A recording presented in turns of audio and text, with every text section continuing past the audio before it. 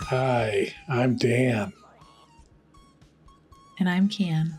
And this is a Candid Conversation. A weekly podcast talking about whatever comes to our minds at this time. Whatever fruitful knowledge Candy wants to put out into the world and discuss. So, Candy, what is it this week? Well, I think this week I want to ask a question that was kind of something that came to my mind today that I wanted to ask you, or just ask in general for people to think about. So sometimes, since we talk about spirituality on here and we talk about deconstructing from toxic religion and stuff like that, healing is a big thing, right? So I think sometimes what people are calling healing is actually just avoiding. So there you have cutting people off, estrangement, blocking numbers, and convincing ourselves that we are protecting our peace, right? Yes. But what I wonder is, and there is a place for those things. Those are definitely, they are tools to help in the healing. But are we actually growing, or are we just building are we just creating another cage for ourselves? Interesting. So let's kind of dissect this, break it down. So you're dealing with people that are in toxic relationship that have... With any kind of relationship. We're not talking just romantic. It can include romantic, but it can be any type of relationship. It can be familial or anything like that. So friends. In this scenario, the toxicity, you have set up hard boundaries, right? Which I think boundaries have a place for sure. Yes. So yeah, you shut off some things and cut people out or whatever it may be. I think, yeah, there is a place for that because, sometimes you have to separate yourself from the situation. I mean, you think about situations that we've remained in that have been toxic and difficult and kept some sort of not firm boundary, but there was fences put in, but it was chain link so you could see through it and talk through it. But there was definitely a boundary set there.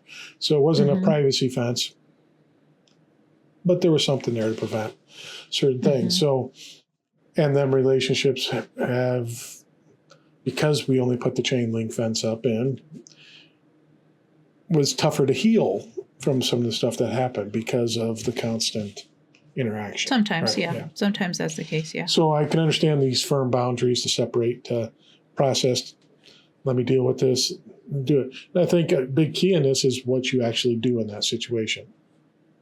And I think that might be the crux of the whole thing here is, what work are you doing in that situation? Right?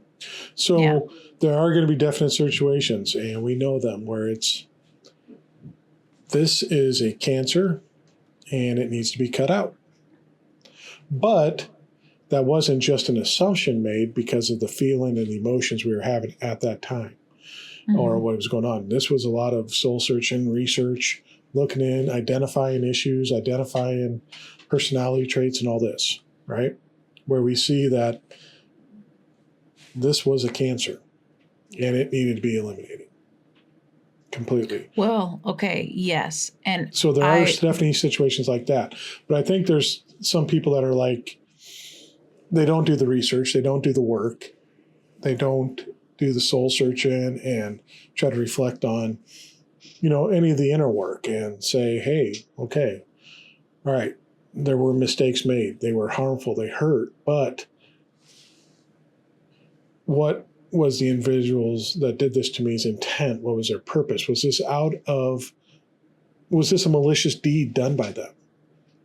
And I think in the cancerous ones, where we've identified relationships as cancerous, we've said, yes, it was malicious. Yeah, there are times when things are So being that's why done we cut it out. maliciously. But I think some people aren't doing that work, and they just automatically assume it's cancer, cut it out. Yeah. And what's happening then is that or they automatically assume, a person has ill intent, and they just they don't recognize that there are different perspectives and the person cannot see. And that could be just because they're just immature, or it could be belief systems tangle this up for sure. So there could be something where maybe, well, there was that time a number of years ago where I felt the lump in my armpit, right? And what I did was I went to the doctor and I got a sonogram done, and it was just a muscle thing. I could have not done the research. I could have not got the medical advice and just said it's cancer and cut that out. And I would have ended up causing harm to myself by cutting out some muscle tissue and everything like that, and damage. So, and I think that's what's happening a lot of times with people is that that's just the easy way to go. They say, this is bad, it's awful. I don't want to do the work. I don't want to look at intent or anything like that. I'm just cutting it all out. Or I think... And you're removing vital parts of your system. I think you can recognize that a situation is bad, but I think what's happening a lot of times is people are saying that person is toxic. And I think that is a problem. To say somebody is toxic, no, the way they're operating might be toxic. Their belief system might be toxic, but the person themselves, they aren't. But when you combine them with you, let's say you have a codependent and a narcissist, right? Those two together, you have a toxic situation until they've healed, right? It's very hard for a narcissist to do that, but it is possible. I have seen some narcissists acknowledge that they're narcissists and realize, like, I don't know what happens with that, and I don't know what the recovery process looks like or even how that works, but I don't think anything is off limits from being worked on if the person is willing to, right? So in a situation, I guess what I'm wondering is a lot of times people are putting up walls and it's a permanent wall. And I don't think boundaries are never necessarily forever. There always needs to be the possibility that you could move to a chain link fence. You might have a brick wall at first and you might have to keep it there, but every once in a while, peek over that wall and see how that person, are they growing? Are they changing? Are they shifting? Let's say you build your boundary and it's a big privacy boundary. Maybe it's a big if it's a strong one. Okay. Maybe it's a privacy fence, but build it with a gate and you have a lock on the gate on your side. You hold the lock and the key and you can go back. Yeah. But yes, I that's what I would say. Like, have a gate. And then be willing if the don't let the boundaries, where I say like a new prison for ourselves, like, let's say you have decided that you are not going to have contact with somebody in your life anymore, right? And we've had these times where I've had to block numbers, but then I've also unblocked numbers because I give them opportunity, right? And if the person respects the boundary, I will leave it. If they don't, then I put it back up. And then I try it again later, right? Yeah, you shut the gate, put the lock back on. And I'm clear with the boundaries, yes. Yeah. And I'm clear with the boundaries. I think sometimes people aren't clear with the boundaries. They're just like, I'm shutting you out, and the person has no clue why this is happening. So I think being clear with the boundaries, like, hey, this isn't okay. You can't treat me this way. This is where I'm putting up a boundary, right? I think that is one of the big problems is people are not clearly communicating what their boundaries are, so the person doesn't understand. Once that is clear, then it is your job to reinforce your boundary. They are going to try to cross it, not because they're evil, but because they've been, you basically program people how to treat you. And you have programmed them to be able to do whatever they were doing before, and they're going to naturally try to do that. It's still. And so it's your job to reinforce it and say, no, that's a boundary there, right? So if you're not talking to somebody and if you cut them out because you think the situation is cancerous, okay, it's spreading and it's making the relationship toxic or worse, right? So you create that strong boundary, but if you can peek out the gate once in a while, it can be years in between peeking out the gate. I don't know, whatever works for you, but don't think that And also on the inside of that wall, are you doing the inner work? Are you reflecting on yourself and how you contributed to the situation, how you played into it, I'm not saying like blame yourself. Let's say you've been abused, physically abused, right?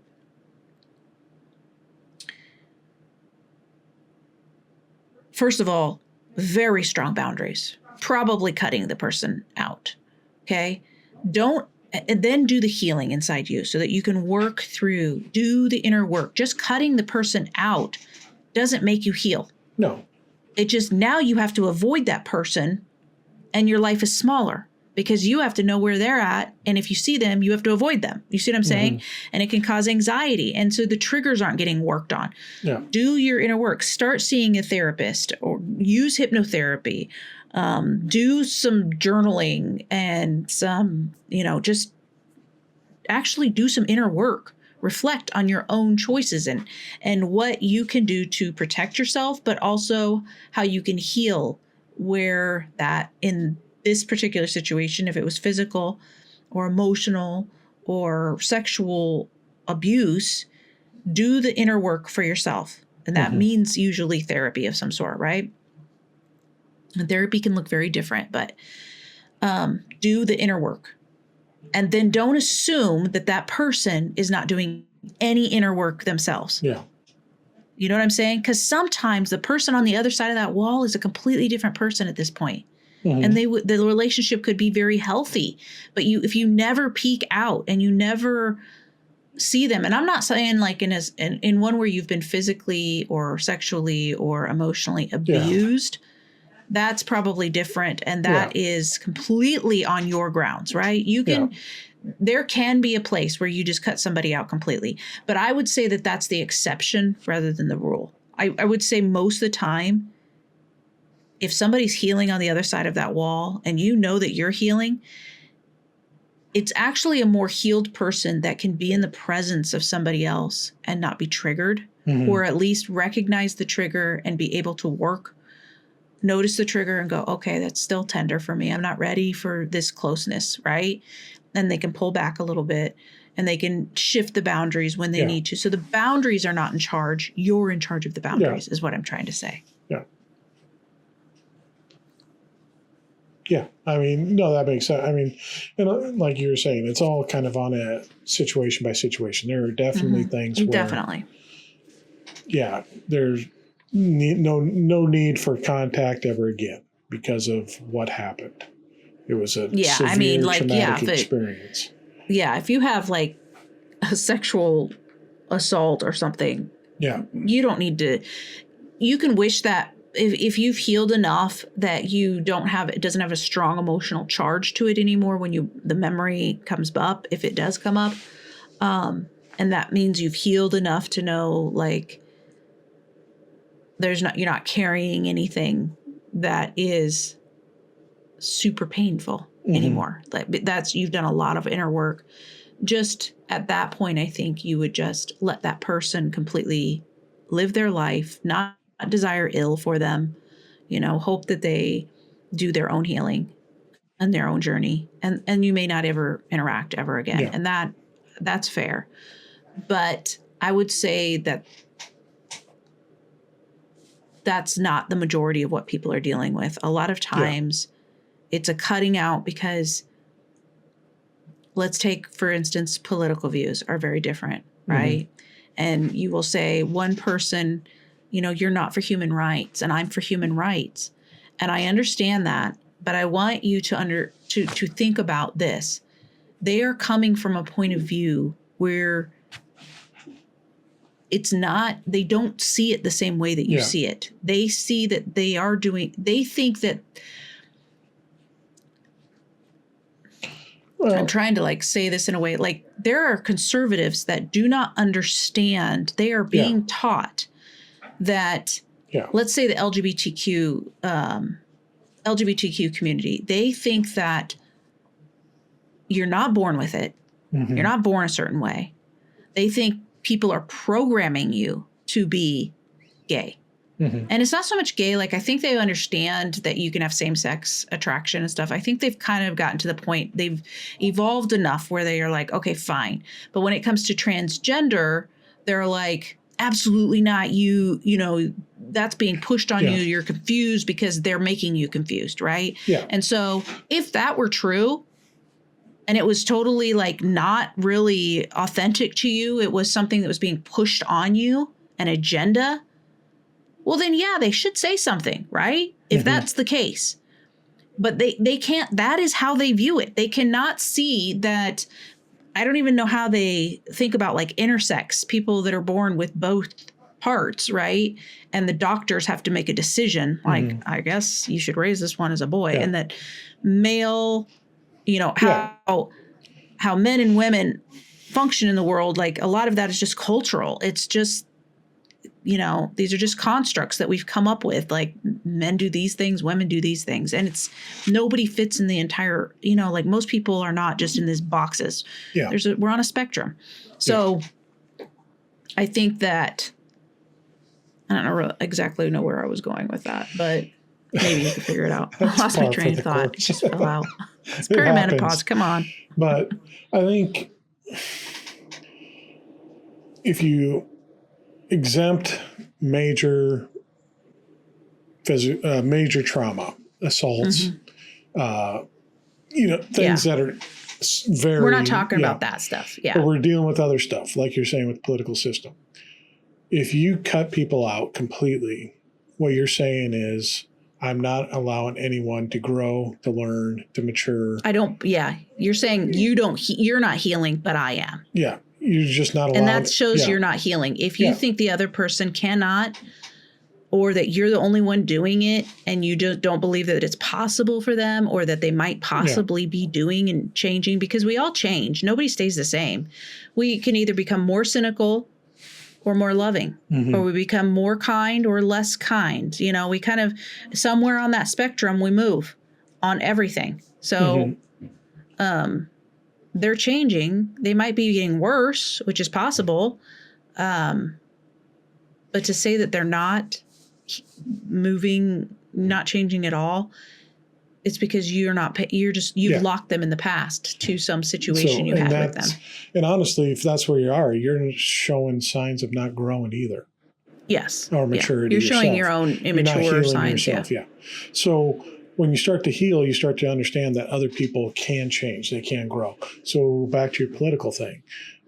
I don't like the way you're stating this, you know, if I'm dealing with someone politically. You know, I don't like your point of view here. But I may put up a boundary or whatever because I don't want to deal with you. You're causing emotions in me that I don't like.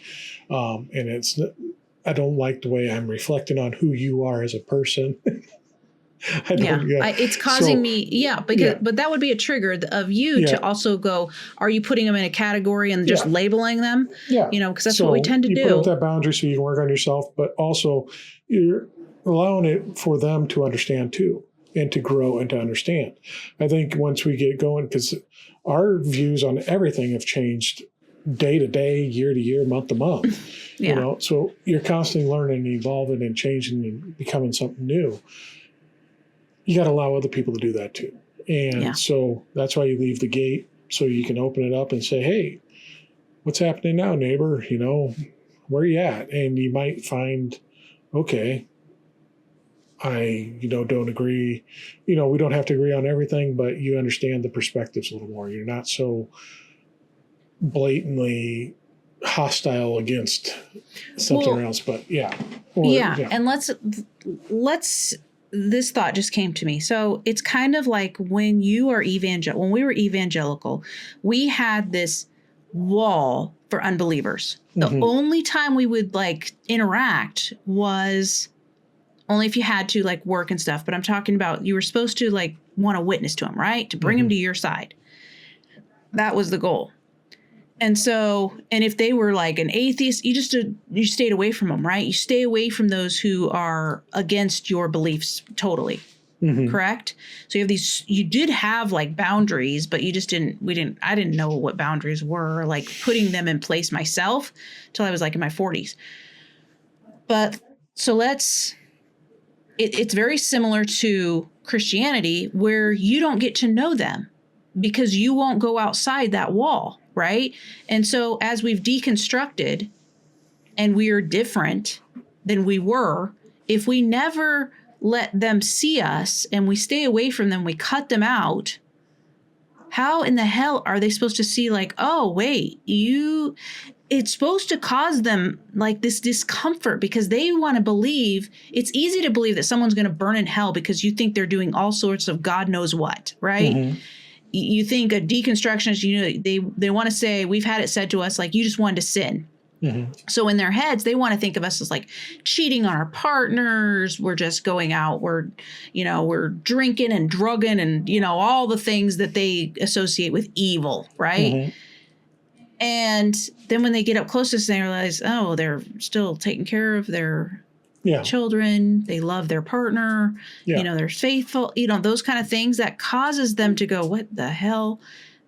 And then they have to deal with the cognitive dissonance. It's put up in their face. Like, does this person deserve to burn for eternity? Mm-hmm. And the same thing in a situation where someone, like you have these political divides. Republicans, or when I was a conservative, I definitely thought of Democrats a certain way, and it wasn't positive, right? Till I got close to some of them. And then I'm like, wait a second. They're just like me. They really do want a happy, loving country where people can just live as they please, as long as it doesn't harm them or harm other people. And it's, like, that's what I think most Americans want. But as long as we're distancing ourselves from each other and creating divides and blocking each other from seeing one another and getting to know one another. And I think who we're talking to are those who have done a lot of healing. Yeah. Because we've had to do a lot of work. There was a time when I could not be in the presence of my father without being triggered like crazy, right? Now I can be in his presence and he can even say something to me that is triggering, and I can just be like, all right, like, I understand who he is and I understand where he's at, and I can just have compassion for it and not allow the trigger to devastate me. Yeah. Right. Or to send me into some sort of rage or something. Yeah. It's just, that's where he's at. It says more about him than it does about me. And the trigger is just a reminder of how much healing I've done because I'm able to emotionally stay grounded. And honestly, so that's what I'm saying. You're never going to know how much you grow until you actually peek through the gate once in a while. And to kind of wrap, I think honestly, a lot of it is because we had some very firm boundaries set up at different times that looked impenetrable, better than the wall on the southern border, which is the greatest wall that's ever been built. Ever been built. But over time, we started realizing, okay, we need to knock down a chunk and make a gate so we could start having communication. And I think that's a big key on this. There's a lot of times it's tough to say that these people are going to set up in these situations this permanent thing of you're gone forever. I think as they grow and understand and heal, they start realizing, okay, let's start making a gate. Let's peek over the wall and see what's happening over there. Let's see. It's the mature one and the one that's growing and changing that does the gate. The eventual, over time, it's not this permanent thing that it seems like right now. Mm-hmm. And I think that's kind of where you're sitting at, is you're in a few of these situations where you see this is never we're never going to see over this wall again. But I think over time, as maturity and growth and healing happen, there's going to be an opening somewhere where we can get through again, right? And you can hold hope for that. You can hold hope, and then you can peek open through the gate, once in a while. And if you see if it's safe enough, and actually more than anything, test yourself. Can you handle it? Are you healed enough? And if you're not, go back, continue to heal, continue to work on you. Yeah. And then, and I think if you're the one that set the boundary and said no contact, right? It's up to you then to build the gate, because the other person is just going to respect your boundaries. Yeah. But it's only going to come with time, with healing and maturity and growth and understanding. Yeah. So, all right. Well, good topic, Cam. Something to Thank you. get us ready for this Thanksgiving season and dealing with family and interacting. Yeah. So, if you are listening on YouTube, please go up, like, subscribe, and follow. We'd appreciate that greatly. Leave a comment if you got a moment. We love hearing comments and seeing comments from y'all. And on the same thing goes for if you're listening just on a plain podcast streamer. Go up and give us 5 stars. And if you got a moment, leave us a comment. Leave us a review. We'd appreciate that also. Love hearing from you folks at all times. Then go down below, and we got a bunch of links and stuff put in there so you can kind of reach out and see what we're doing and some of the other stuff we're offering. The main link, danandcan.com, is down below, so you can just click on that. It'll take you right there. And then we broke out some of the stuff that's inside that, some special things Candy's got going on, so you can click on them down below too. So scroll down a little bit while you're listening to my dulcet tones drone on, describing all this stuff, and click on some of that stuff, and I'll allow you to end the podcast now for that. But I think the thing to take away from is go ahead and build them walls, build them boundaries, but have places of egress to allow And be openings willing, to come yes, and later. And understand that like real healing isn't proven by how small your world is and how small your life is and how many people you've cut out. But true healing reveals itself when you're in a room and those old wounds are revisited. Like, how do you feel now? How do you respond to those? And maybe ask the question like, it's not about who you've removed or what you've removed, but who you've become. Who are you becoming in those times when you have those strong boundaries? And then allow the boundaries to be flexible if they can be. And just pay attention to them. Know your boundaries, revisit them, go and revisit them once in a while and see if they need to stay the way they are. Or if they can be shifted and changed, and put up a chain link maybe sometimes. So, all right. Well, we'll see you next time. Enjoy your weekend. Have a blessed autumnal season. Okay. Love you. Love you. Bye. Bye.